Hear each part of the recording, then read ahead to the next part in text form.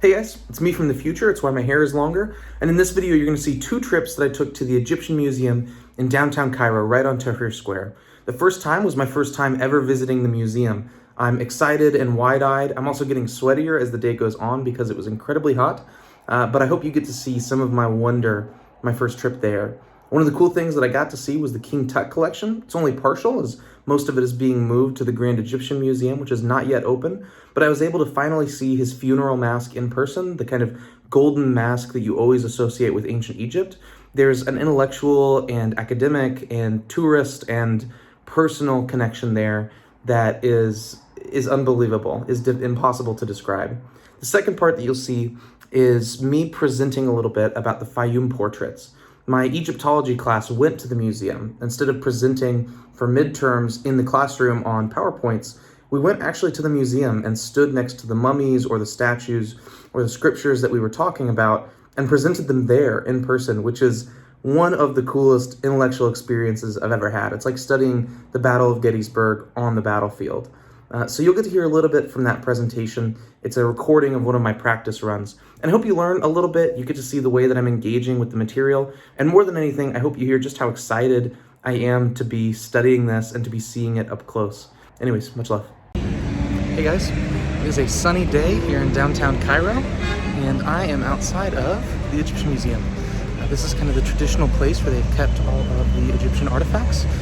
Right now they're moving a lot of them out to the Grand Egyptian Museum, which is not yet open, so we're going to see how it goes. I am incredibly excited.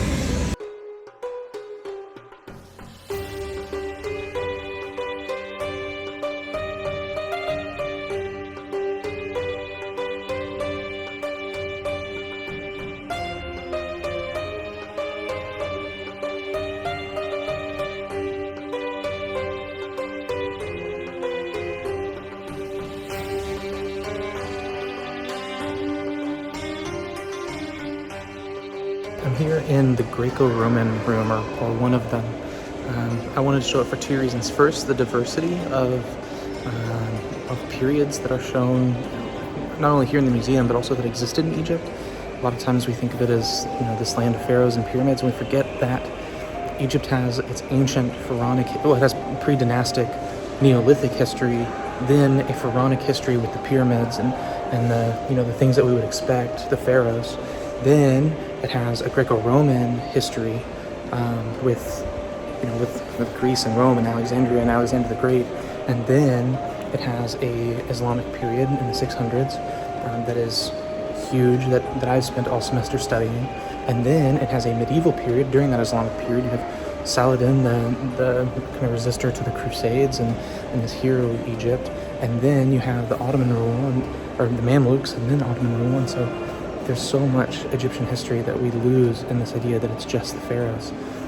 The other reason I want to show you this room and the diversity of materials in here is that there are so many rooms like this. There must be 20 to 40 rooms like this that are full. I mean, how many things you've seen in the background as I've been walking around, each of which would be a centerpiece in the States.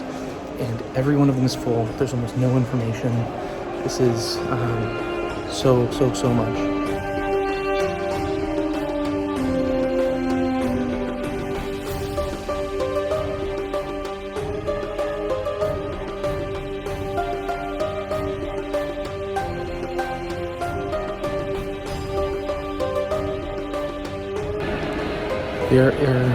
There are so many artifacts.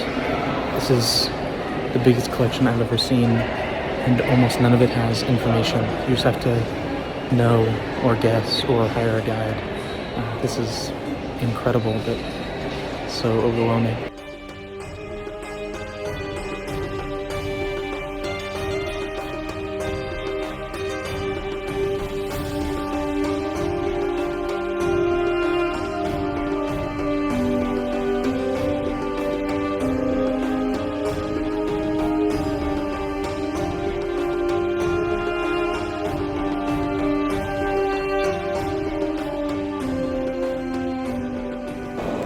I am wrapping up my visit.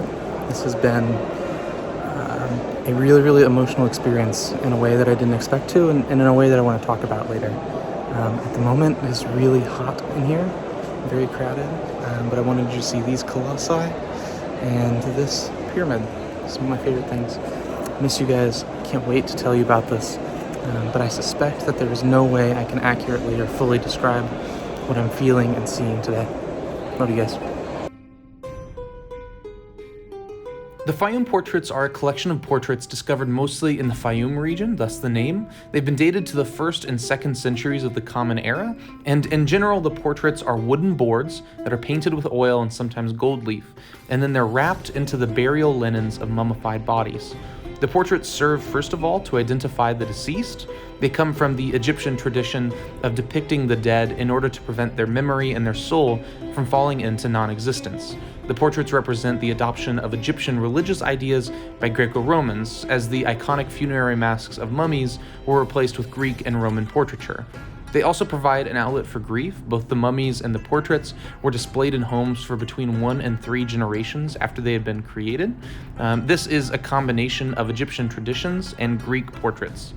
They also, whether intentionally or not, display the wealth of the deceased, paying for the mummification process, the wrappings, the wrapping art, and the portrait itself required a lot of money and were probably a form of displaying your wealth, basically a big flex. The styles of the portraits and the mummies reveal much about the social mixture and artistic hybridity that existed in Egypt at large and at Fayoum specifically. So, as an agricultural region, it was the recipient of Greek and Roman immigration, and although a social hierarchy based on geographic origin existed, it was complicated by significant intermarriage and social mingling. Analyzing the different styles present in the Fayoum portraits illuminates this mixture.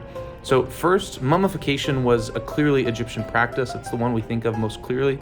Greeks and Romans in Egypt both adopted these practices, but the idea of mummification itself is classically Egyptian. The register bands along the wrappings depict traditional Egyptian burial rituals and mythologies, including figures from Egyptian religion like Osiris. Finally, the exaggerated eyes are a tradition of ancient Egyptian art, especially on embalmed figures. Even in sculptures, the idealized depiction of figures emphasizes the eye, showing wisdom and vision, and in an otherwise realistic portrait, the large eyes stand out. In addition to Egyptian styles, the Greek influence is visible in the realistic nature of the portrait itself. This kind of naturalistic painting style comes directly from Greek traditions. Finally, the Roman influence is visible in 2 main ways. First of all, the apparel. They are wearing Roman clothes, and so by having that in the portrait, it emphasizes the dead's ethnic ties to Romans, or at the very least, their political loyalty to the Roman Empire. And then secondly, facial hair, especially on those of young men, is an important feature of Roman art with social functions. Although more than just Romans grew and kept beards or mustaches, facial hair had special social significance as a sign that a young man had passed through puberty and thus could be inducted into the larger patriarchal society. It was a sign that they had become more than a simple child, and so even if the mummy shows an older individual, the post-puberty young man allows for the spirit to survive in the idealized version of the body, as youthful as possible while still being an adult. This can be contrasted with the Egyptian art, which often focuses on clean-shavenness as evidence of spiritual cleanliness. And so with all of these, studying the Fayoum portraits is valuable because the art, first of all, is gorgeous, but it also allows you to see how the interaction of different groups of people manifested in the art. You can literally look at it and see Egypt, Greece, and Rome combining into one person.